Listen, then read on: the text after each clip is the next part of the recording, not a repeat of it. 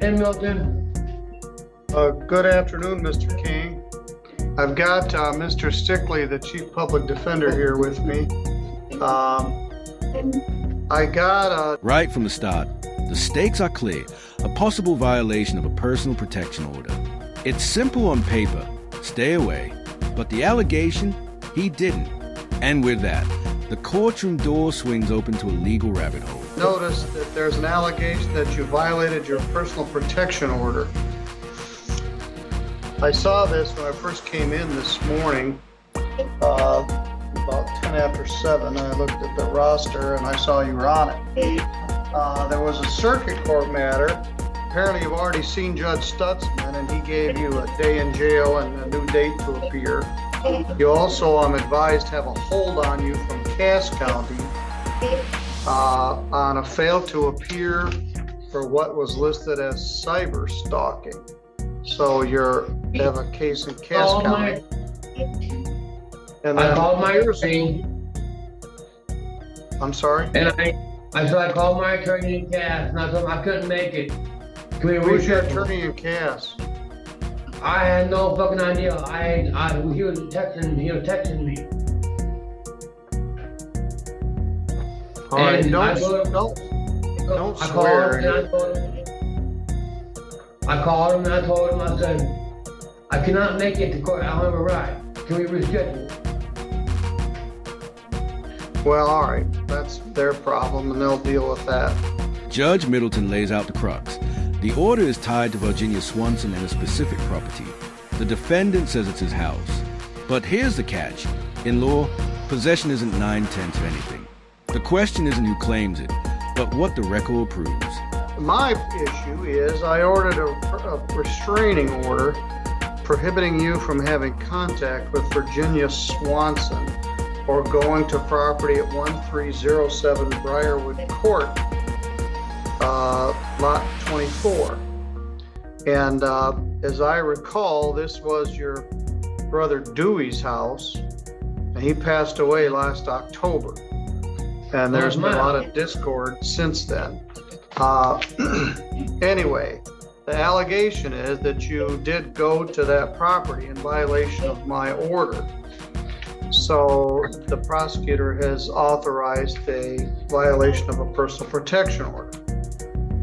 As such, I don't know if they gave you these rights, so I'll give them to you.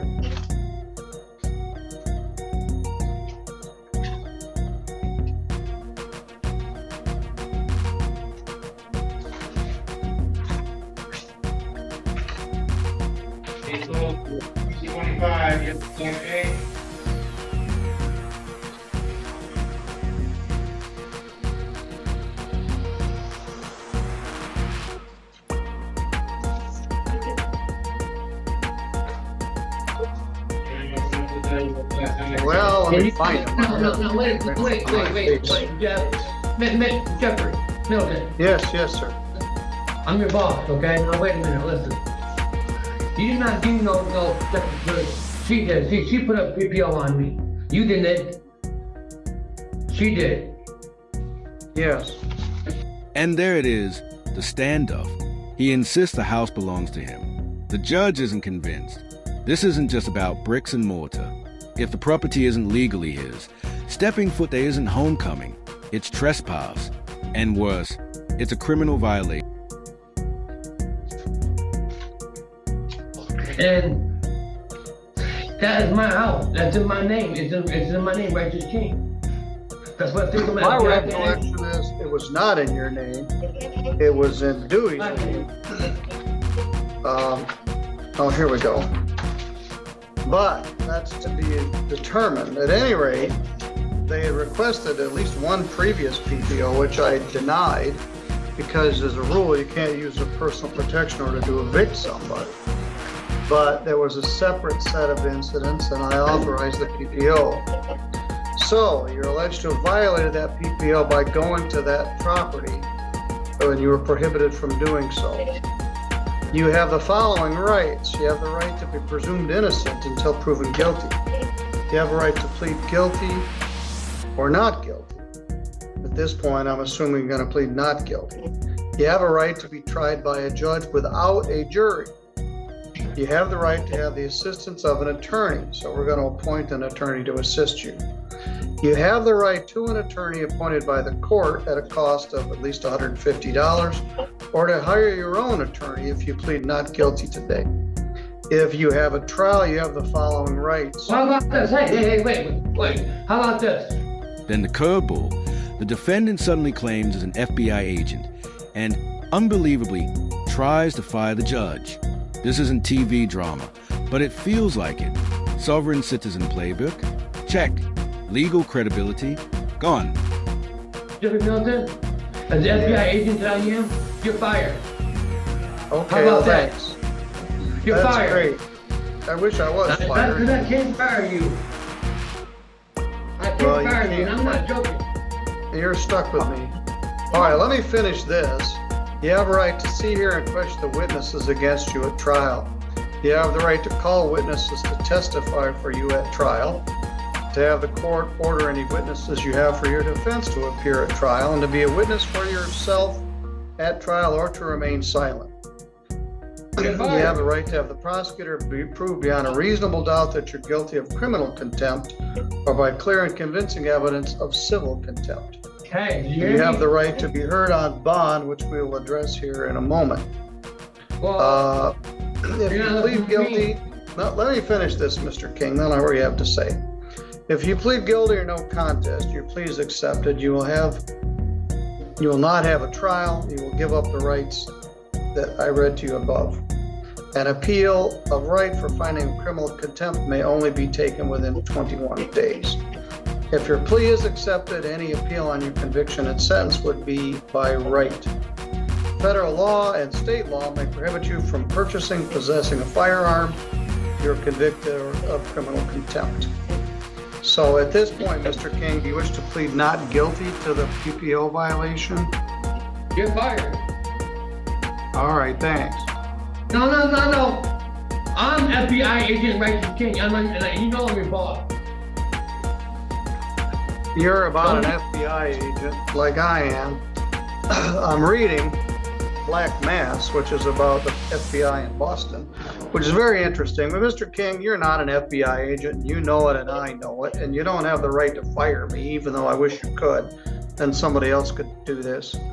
Anyway, I'm going to show your plea not guilty. I'm going to appoint an attorney.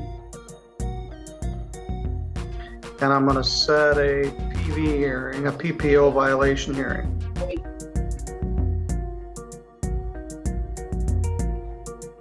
Boston?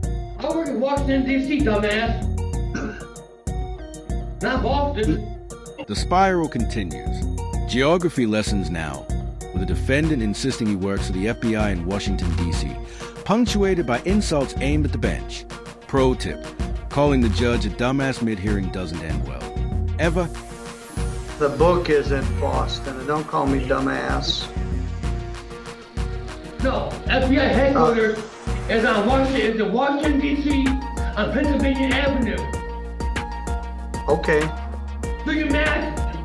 What? Do you mad? Okay? That's where I work at. Yeah, all right. Call them. Now, Call on the phone Mr. now. King. Call on the phone. all Are you right, scared? Are you scared? You are.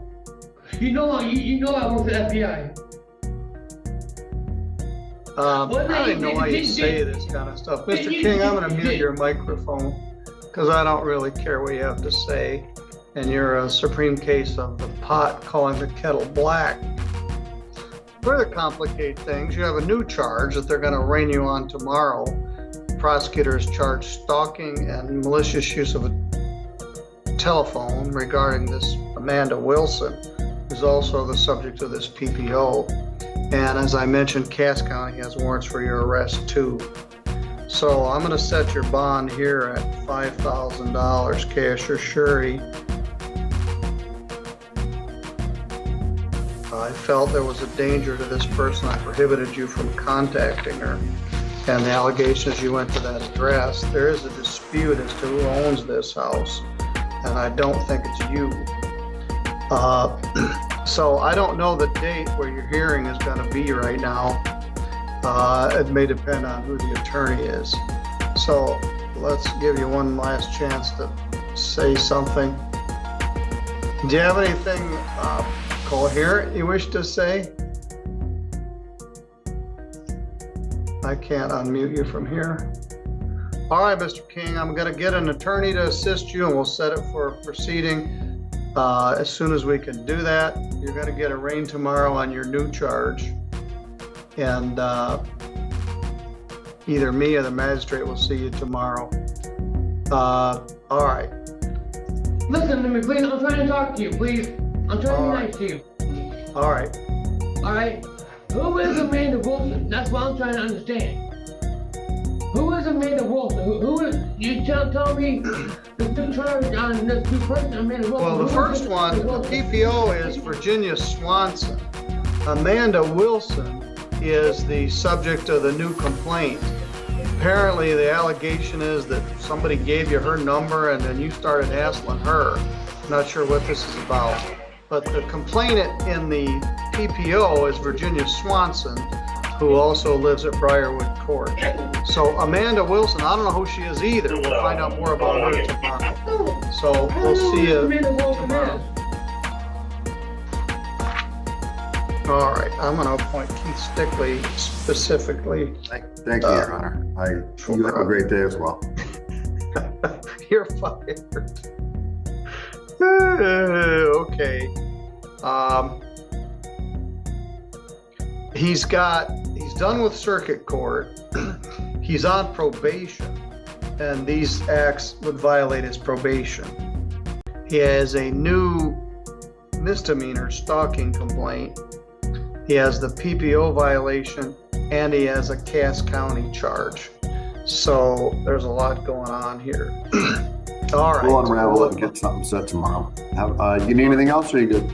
No, thank you for checking in. All right.